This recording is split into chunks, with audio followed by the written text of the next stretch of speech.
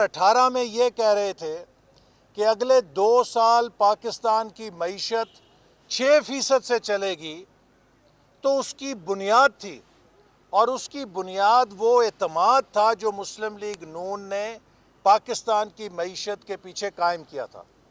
آج وہی ادارے 2 سال کے بعد 0.5% کہہ رہے ہیں کہ پاکستان کی معیشت آدھا یا زیادہ سے زیادہ 1% سے ترقی کرے گی۔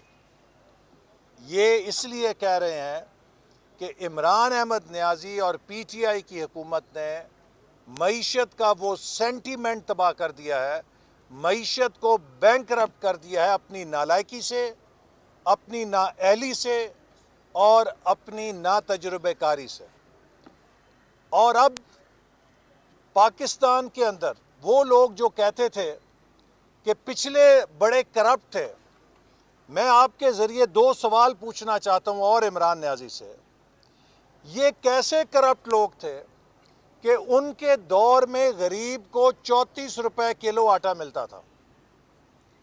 1947 سے لے کر 2018 تک 71 سالوں میں آٹے کی قیمت ہوئی صرف 34 روپے کلو، اور نئے پاکستان کے 2 سالوں میں آٹے کی قیمت ہو گئی 80 روپے کلو۔ مجھے آپ یہ بتائیے کہ کیا چور اور کرپٹ حکومت میں عوام خوشحال ہوتے ہیں یا حکمران جیبیں بھرتے ہیں؟ یہ کیسی لوٹ مار تھی کہ غریب آدمی کو 34 روپے کلو آٹا ملتا تھا، اور یہ کیسے حاجی اور ایماندار ہیں کہ جن کے دور میں ان کی ایمانداری سے آٹا جو ہے 80 روپے کلو چلا گیا۔ یہ کہتے ہیں کہ پچھلے مافیاز تھے، شوگر مافیا تھی پچھلی حکومت۔ یہ کیسا شوگر مافیا تھا کہ 5 سالوں میں چینی کی قیمت 52 روپے کلو رہی، یعنی کہ 5 سالوں میں چینی کی قیمت 50 روپے کلو کی رینج میں رہی۔ اور یہ کیسے حاجی اور ایماندار ہیں کہ چینی کی قیمت 115 روپے کلو ہو گئی ہے۔ اب آپ مجھے بتائیے کہ چور کون ہے؟ چور وہ ہے کہ جو غریب آدمی کو 34 روپے کلو آٹا دے، جو غریب آدمی کو 50 روپے کلو چینی دے، وہ تو چور ہے۔ اور حاجی اور ایماندار وہ ہے جو غریب کو 80 روپے کلو آٹا دے، 115 روپے کلو چینی دے، اور بجلی کے بل اور گیس کے بل ایسے دے کہ ہر آدمی اگر وہ بل ادا کر دے تو بچوں کو روٹی کھلانے کے قابل نہ رہے۔ یہ حاجی ہیں، یہ ایماندار ہیں؟ یہ وہ جھوٹ کا ایک سموک سکرین تھی، یہ وہ جھوٹ کی کہانی تھی جو عمران احمد نیازی نے کھڑی کی، اور اپنی سیاست کی بنیاد اس جھوٹ پر، بہتان کے اوپر رکھی۔ یہی وجہ ہے کہ اس جھوٹ اور بہتان کی نحوست سے دن بدن پاکستان ڈوب رہا ہے۔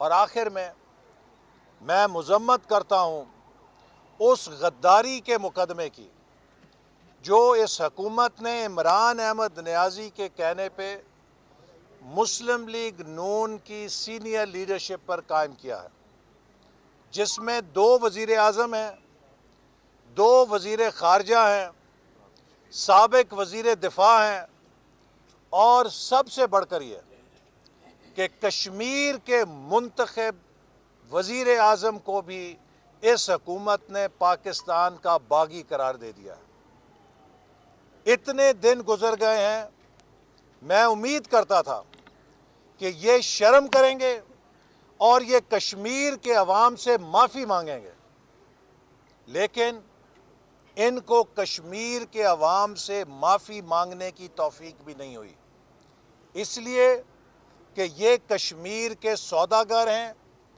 انہوں نے کشمیر کا ڈاؤن فال کیا ہے، انہوں نے تشتری پہ رکھ کے مودی کو کشمیر پیش کیا ہے، اس لیے کہ میں یہ نہیں مان سکتا کہ پاکستان اتنا کمزور ہو گیا ہے، پاکستان کی ہیبت میں اتنی کمی آ گئی ہے کہ مودی پاکستان سے ڈرے بغیر، پاکستان کی ہیبت کو سوچے بغیر کشمیر پہ اتنا بڑا انتہائی قدم اٹھا لے۔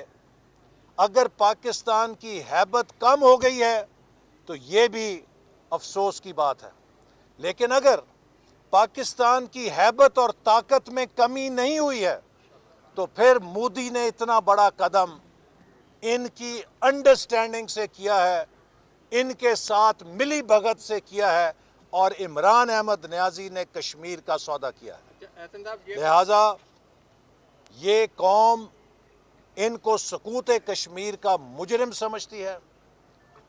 جہاں انہوں نے پاکستان کے مفادات سے کھیلا ہے، یہ آج پنجاب کے سب سے بڑے صوبے سے بھی کھیل رہے ہیں۔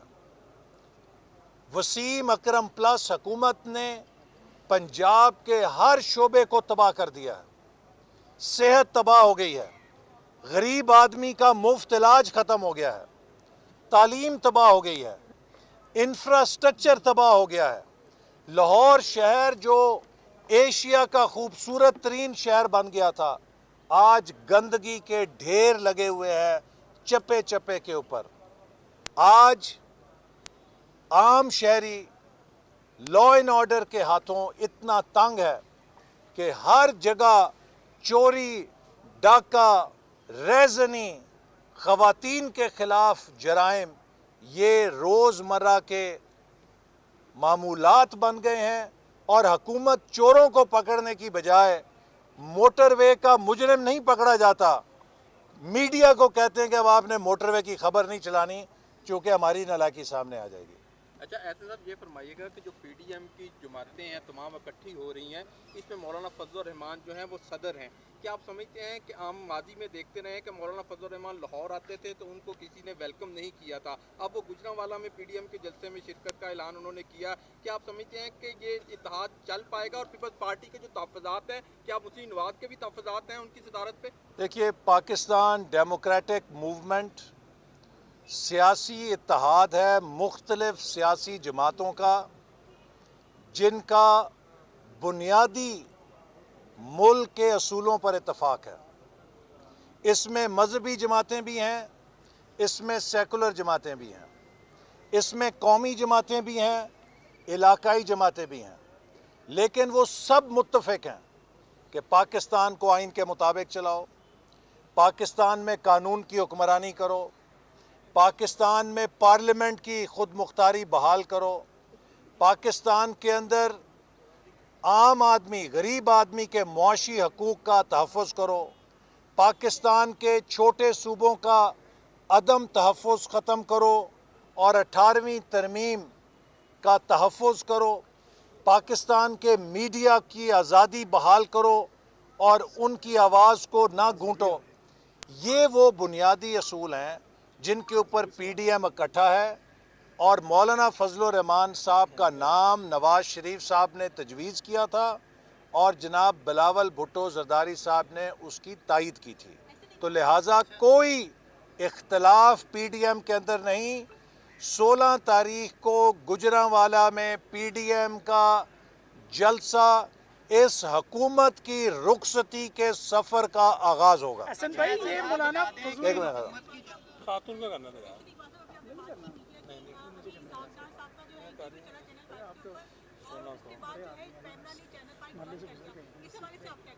دیکھیے، اس وقت حکومت پیمرا کو میڈیا کی آواز دبانے کے لیے استعمال کر رہی ہے، سینسرشپ عائد کی ہوئی ہے، اور جس ملک کے اندر آواز دبائی جاتی ہے، گھٹن پیدا کی جاتی ہے، وہاں پر پھر انتہا پسندی کے رویے زور پکڑتے ہیں۔ لہٰذا ہم سمجھتے ہیں کہ اس ملک میں اختلاف رائے کو برداشت کرنا چاہیے، اور ہماری جد و جہد صرف سیاسی نہیں ہے، یہ میڈیا کی آزادی کی بھی ہے، یہ قانون کی حکمرانی کی بھی ہے، اور مجھے یقین ہے کہ پی ڈی ایم کے ساتھ تمام پاکستان کے وکلاء، پی ڈی ایم کے ساتھ تمام پاکستان کے صحافی، پی ڈی ایم کے ساتھ تمام پاکستان کے مزدور، تمام پاکستان کے کسان، تمام پاکستان کے غریب اور تمام پاکستان کے نوجوان بھرپور شریک ہوں گے۔ بہت شکریہ۔ دو سوال دو کے ساتھ سن لیجیے گا۔ مولانا غیاث الدین نے کہا ہے کہ آپ جماعت اسلامی سے مسلم لیگ نون میں آئے، جب آپ مسلم لیگ نون میں آئے تو آپ کی ٹانگیں جو ہیں وہ تھر تھر کانپ رہی تھیں، اور جنہوں نے آرمی چیف کی ایکسٹینشن میں ووٹ دیا پہلے ان کو تو نوٹس دیں، پھر ہمیں نوٹس بھجوائیں، اور جب ڈنڈے والوں کی بات آتی ہے تو آپ سلنڈر کر جاتے ہیں، جب عام کارکن کی بات آتی ہے تو انہیں پارٹی سے نکال دیتے ہیں۔ 1988 میں نے سیاست کا آغاز کیا اور میری پہلی جماعت مسلم لیگ نون تھی، اور اللہ سے دعا ہے کہ آخری جماعت بھی مسلم لیگ نون ہی ہوں۔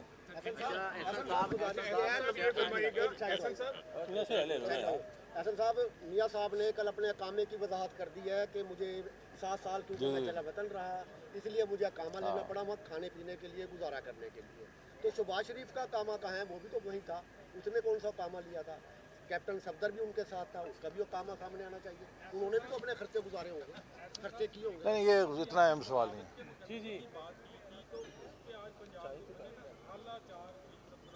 جی دیکھیے، یہ جو آج پنجاب حکومت نے کارروائی کی ہے، اس سے ثابت ہو گیا ہے کہ یہ مقدمہ وزیر اعظم کی ہدایت پہ قائم کیا گیا ہے، اور اگر یہ مقدمہ جیسے کہ حکومت کے وزراء تاثر دے رہے تھے کہ بس روٹین میں غلطی ہو گئی، ہمارا اس سے کوئی تعلق نہیں، تو آج اس کو خارج کرنے کا حکم جاری کیا جاتا۔ انہوں نے جو اس کے اوپر جی آئی ٹی بنائی ہے، اس سے صاف ظاہر ہوتا ہے کہ انہوں نے اپنے مذموم ارادوں سے اس مقدمے کو داخل کیا ہے یا اس کو دائر کیا ہے، لیکن ان مقدموں سے ہمارا کچھ نہیں گیا، پاکستان کی بدنامی ہوئی ہے کہ یہ کیسا ملک ہے کہ جس کے وزیر اعظم، جس کے وزیر داخلہ، وزیر خارجہ، وزیر دفاع، 3 لیفٹیننٹ جنرل بھی غدار ہیں اس ملک کے، وزیر اعظم کشمیر بھی غدار ہے۔ یہ انہوں نے پاکستان کی بدنامی کی ہے صرف اپنی سیاست کے لیے، لیکن ان مقدموں اور ایف آئی آروں سے اب ہمارے قدم رکنے والے نہیں ہیں۔ انشاءاللہ تعالی 16 اکتوبر کو گجرانوالہ سے جو قافلہ شروع ہوگا، 18 اکتوبر کو کراچی میں اس سے بڑا جلسہ ہوگا، اس کے بعد 25 اکتوبر کو کوئٹہ میں اس سے بڑا ہوگا، 22 نومبر کو پشاور میں ہوگا، اور پھر 13 دسمبر کو جب لاہور کا جلسہ ہوگا تو یہ ویسے ہی میرا خیال ہے سب حکومت چھوڑ کے بھاگ جائیں گے۔ احسن صاحب، آخری سوال ہے، ڈیل کی باتیں جو ہیں وہ بہت زیادہ ہو رہی ہیں۔ میاں نواز شریف صاحب جب باہر گئے تھے تو ان کی طبیعت جو ہے وہ بہت زیادہ خراب تھی، اس حوالے سے بیانات حکومت کی طرف سے بھی اور آپ کی طرف سے یہی آ رہے تھے کہ خدا نہ خواستہ کسی بھی وقت کچھ ہو سکتا ہے۔ اب میاں نواز شریف صاحب کی جو طبیعت ہے وہ کیسی ہے؟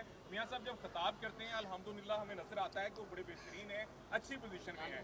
بی بی بھی جو ہے مریم نواز، وہ بہت لمبا عرصہ خاموش رہی۔ آپ کے کارکن، آپ کے رہنما، عوام آپ سے پوچھنا چاہتی ہے یہ مہنگائی، یہ ساری نہیں، چیزیں دیکھیے آپ خاموش میں آپ سے کیوں ہیں؟ دیکھیے میں یہ اس بات کو شریف خاندان کے 3 افراد سمیت 10 افراد کا JCL میں جی دیکھیے میں اس بات کو کئی دفعہ واضح کر چکا ہوں کہ ہم اگر وہی کچھ کرتے جو انہوں نے ہمارے ساتھ کیا ہے تو کل کو یہ لوگوں کو کہتے کہ ہماری حکومت چلنے نہیں دیا۔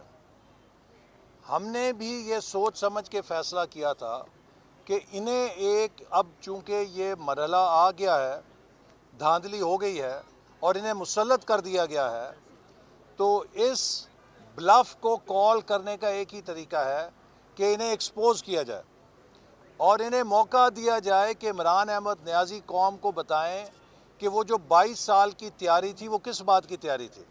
اب پتہ چلا ہے کہ 22 سال سے یہ تیاری کر رہے تھے کہ آٹا 80 روپے کلو کیسے ہوگا اور چینی 115 روپے کلو کیسے ہوگی۔ ان کی جو تھنک ٹینک تھے انہوں نے کیا سوچ کے رکھا تھا۔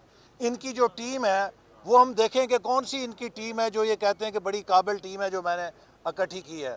یہ جو کہتے ہیں کہ ہم بڑے دیانتدار ہیں، عمران نیازی کہتا تھا کہ ہر سال 3000 ارب روپیہ کرپشن کی نظر ہوتا ہے۔ کہتا تھا کہ نہیں کہتا تھا؟ ہاں جی، 3000 ارب 2 سال ہو گئے نا، وہ 6000 ارب جو ہے جو انہوں نے بچایا ہے وہ کس کی جیب میں گیا؟ کو بتائے؟ خزانے میں تو وہ نہیں آیا، وہ کدھر گیا؟ سو یہ جھوٹی کہانیاں بنا بنا کے انہوں نے قوم کو جو چورن بیچا تھا، اب اس کی اصلیت سامنے اس لیے آ گئی ہے کہ ہم نے ان کو ایکسپوز کیا۔ بس کافی ہے۔